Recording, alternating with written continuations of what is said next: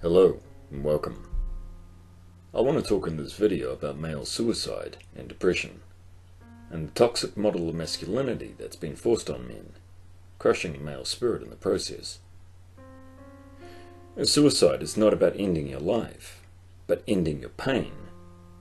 And any counsellor will tell a man at risk that his pain is temporary, that it gets better. The problem with suicide intervention and prevention strategies, it isn't in what's been currently addressed. It's very important that there's solid focus being placed on causal links from other factors, mental and physical health factors, social and family connections, different demographics, therapeutic approaches, and so on. But the issue isn't in what's being currently addressed. It's in what's not, what's missing. Robin Williams' recent death has shifted the focus on male suicide front and centre. A man who touched the hearts of millions, who seemingly had everything, swinging on the end of a rope. And everyone now asking why. And their quest for answers, of course, it's only scratching the surface. And suicide is one of the leading causes of death for males. And of real concern is stats showing a sharp upward trend in middle-aged male suicides for the last decade. These men are the invisible demographic. When more people are dying of suicide than death by automobile accidents, it's time to acknowledge there's a problem. And you can't acknowledge what you can't see. And to most people, all the truth is an inconvenient fact. And that's how male health is perceived today. And any strategies implemented or any focus on the causes of male suicide, they've been threadbare at best. Warren Farrell, he said, "We can't hear what men don't say." And men don't reach out for help, for fear of being shamed, for fear of being ostracized. So male suicide is a case of out of sight, out of mind. But men, they don't just commit suicide, they obliterate themselves. And this can go on for decades, the slow burn. The word suicide itself, it conjures up images of someone gently slipping off into the afterlife in a warm bathtub. And the truth is, men choose the most violent means of death they can, and taking their head off with a shotgun, or jumping in front of a train. Now, of course, the only statement that people make is that men are more successful at suicide, but women attempt it more. It's turned into a joke, a deflection. Instead of asking the question why men are more committed to killing themselves through violent means. Now, how much self-hate does a man need to have to annihilate himself? Now, this is where the conversation needs to start. You find out why. You then humanize males. But that's too inconvenient a truth for many to face. And we have no answers to these questions because no one asks the questions in the first place. I mean, if we realize that this propensity begins from infancy, we could then track it. Because a male, he doesn't wake up one day feeling he's worthless and decides then to jump off a bridge. It takes a lifetime of hurtful messages and unrealistic pressures and expectations. And there's some data stating that the majority of males who do commit suicide, that they visit their general practitioner in the months leading up to the act. Male patients typically citing having physical issues, physical ailments, as opposed to mental. Because men do reach out, but in their own way. And we're not asking the right questions. And we're not giving them the space or the support to reach out. All we give them is shaming. And people are so hesitant to ask, or feel no action can be taken until we have all the answers. But we don't need all the answers. We just need to understand things from the male perspective. A male walks into a doctor's office.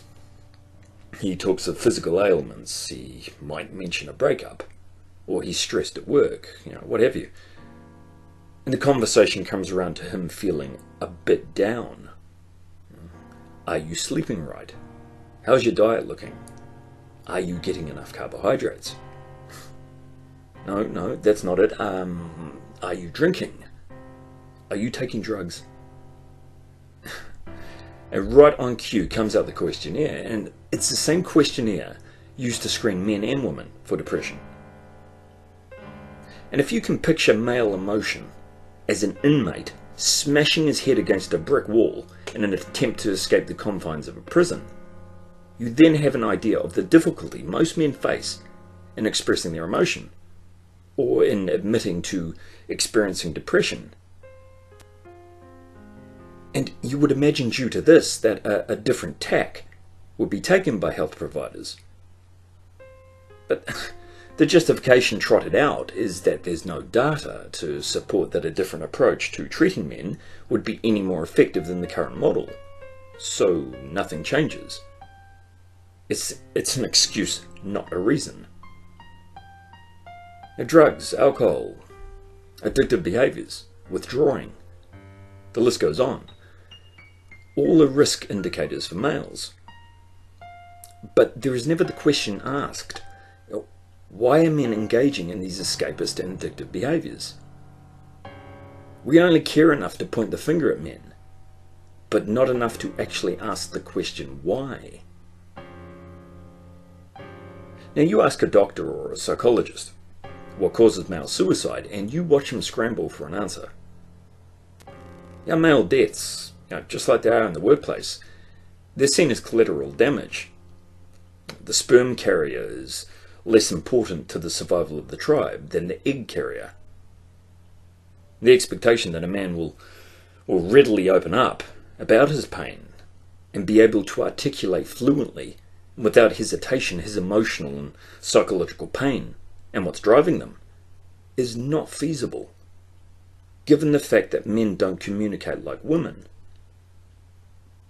And this man has borne the brunt of a lifetime of messages shaming and attacking males, which he's now internalized. All the while he's lost in a web of lies forced on him from every avenue of society that stop him from identifying his own self-worth and from formulating an identity independent of the male workhorse. So the message loud and clear is, if men want help, they need to be more like women. And men and boys, they're imploding. Yet no healthcare provider will ever be the bearer of these truths. Not in this climate of political correctness. And all political correctness is selective censorship. You can't treat an illness without first recognizing the causes. It's like expecting an alcoholic to cure his condition without first understanding why he drinks. And likewise, the adage that's always ignored is that compassion comes from understanding. And to understand, we need to first ask why, with the desire to actually find the root causes, rather than to deflect to preserve our beliefs. Beliefs founded on the selfish agendas of others. Alcohol, drugs, guns, video games, they're all blamed for male suicide, leading then to the same propaganda on testosterone and male aggression and arrested development. Yes, there is a crisis, and it's a crisis concerning a lack of male identity and a lack of emotional and creative expression. And this is the chasm that males carry around with them, and nothing can fill it until the male finds his way out of the maze of societal lies. And with women, when you discuss the subject of depression, they fill the room with questions. They want to understand how it will affect them, how it will affect their lives, their families, so on. Men want to know in the here and now how to beat it. Even the idea of discussing their feelings or their emotions, it's too daunting. They associate it with weakness. They want to know step by step how to tackle the issue. Do I need to work out more? Do I need to sleep better? Do I need to change up my diet? Active engagement is the best way forward for men. And to engage with a man who's facing these issues, you have to gain their trust. You have to find a common ground. And it can be anything. Yeah, as long as it's active and goal-orientated. Yeah, hitting the gym, playing a sport, working on a project. Because you have to understand that men they need to feel safe before they can open up. They need to feel connected and empowered physically before they express themselves. And it's important, when working especially with younger males, that the male who steps up as a role model be someone that they can identify with. Because men today, they're derided. No kid is going to respect a middle-aged married man. It just won't happen. That man to them signifies weakness, servitude, a distinct lack of character and strength. Because boys, they have very sharp survival instincts. They size up and assess other males constantly. Would that man have my back in combat? Is he a threat? There's no respect today for fathers. Now, it's due in large part to the media and also men capitulating to these stereotypes. They're walking jokes. A man steps into the role as mentor for young men. I mean, he needs to be able to prove himself by weathering their shit tests and proving his mettle. He needs to come correct. Boys respond to and they admire strength. And we do everything we can to break boys down. We suppress their natural drives and their instincts. We put them on medication and so on. And we refuse to realize the potential in the ranks of young men. And can you imagine all that energy, all that drive and creativity directed in one place? That's a very powerful and scary thing to contemplate. So we demonize it. And this breaking down of the male spirit, it only gets more solidified in men as they age. And the barriers, they get harder to traverse. I mean, if men are actively engaged and are supported, they will open up. And it doesn't come out in one go. Because males, they don't communicate like women. Males open up in increments. And they relate emotion to their physical self and their experiences. Many people, they're intimidated or scared to broach the subject with young men. But that's the stage where males respond the best. And all it takes is someone showing they care and that they're willing to engage and stick around. And you can unravel a lifetime of hurt. Now, older males, they're more difficult. They close off, they shut down, and they suffer in silence, as they know they'll be perceived as weak. And this is the key to social control over men. You make a man internalize the message that he's weak, that he's nothing, and you make him believe that message, then he's very easily malleable. Now, the war against males is primarily an internal war, and a man's primary enemy will always be himself. Now, male self-esteem and identity, they're based on social constructs and stereotypes. And it's drilled into men. It's forced on them. The majority of men have no concept of their own identity outside of the expectations that society lays on them. And when a boy or a man fails, or if he's rejected, it's literally crushing this identity construct. Man, how many blows can a man take like that? And men suffer through a lifetime of this. And men are by far the more sensitive sex. They always have been. Now, the greatest romantics and poets have been men. And, unfortunately, men are also the biggest idealists. No. My experience will be different. Oh, my girl and I, we're fine. No, it won't happen to me.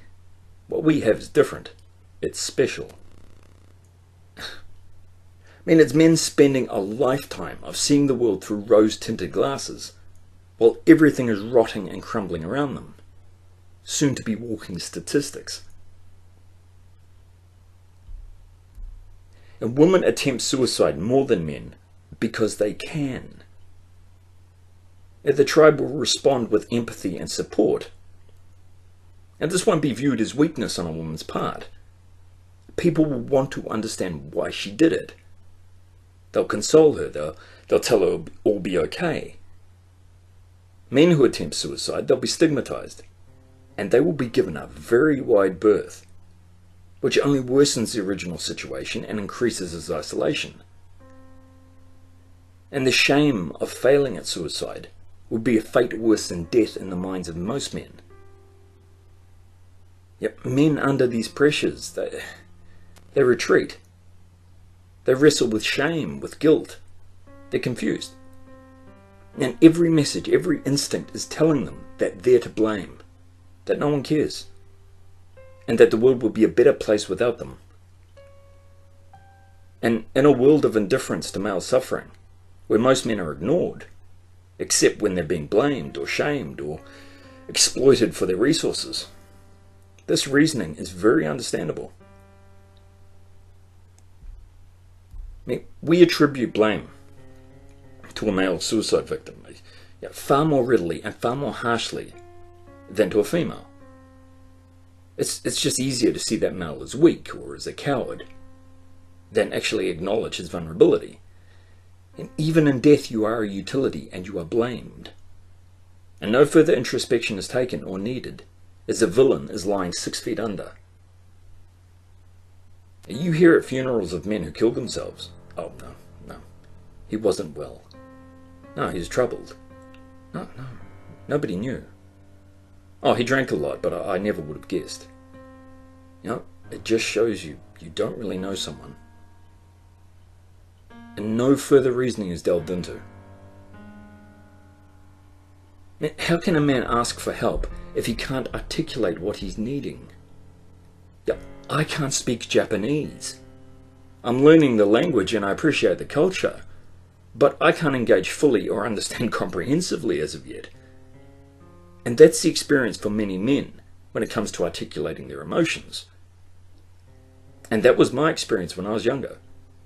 And it's taken years of interacting with other men and women, and in many environments, to finally become conversant in my emotions, and to be able to express and identify them. And there's much power in language. I wanted to speak the language so I couldn't be manipulated. I wanted to protect myself and navigate society as I knew I was being manipulated. Words are used against men by women, and also in other avenues of society, as they know that men lack the vocabulary of emotion. So men shut down. And you see this with male friends or family members when they're confronted by women. The men close off, which is a natural urge, in itself a protective urge. But what also sets in, and what the female revels in, is that the male feels inadequate. He feels inadequate that he can't communicate on those terms. And her reasoning is not based on facts, and she's not invested in seeking solutions. Now you turn on any current affairs program or talk show, you will see this language being used against men to portray them as victimizers. And these men look like a deer in the headlights. They're on unfamiliar ground. They can't articulate because it's not their language. I wanted to acquire that language so I could engage and empower myself. And the major benefit was, yes, being able to articulate my own needs and understand my drives, but more importantly, I now understood the language of men. And for the first time I could communicate with men by understanding their process. And this opened up a whole new world for me. Also, a lot of pained regret for what I could have had as a boy growing up, what was lost. Men need to take action. They need to take action over their own health. Not in terms of living up to vain societal expectations, but by arming themselves with knowledge. Medical professionals, they don't want to deal with male issues. They want to give you a little pill and send you on your way. And no doctor will help a man unless that man empowers himself by challenging them. And I've had countless debates with doctors over the years. I had to rehab my body a number of years ago after being in a coma, and I'd lost a great deal of muscle and body weight, and I was constantly fatigued. And the best my GP could provide me with was multivitamins.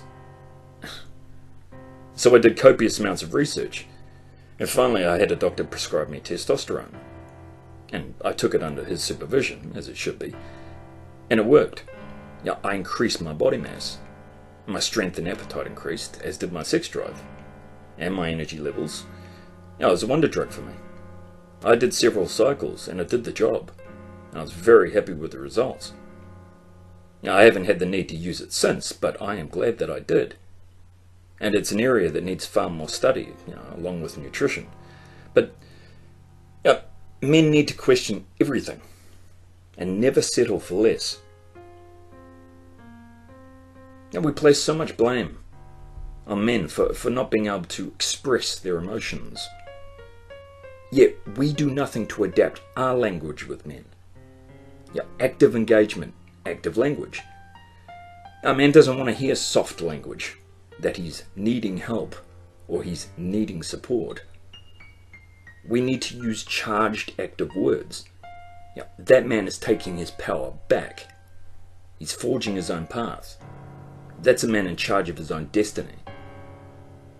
A man needs to feel in control of the process, that the steps to his improved health, that they're very clear, that they're identifiable, that they know that they're doing and what they're doing, where the information is, and that information is readily available.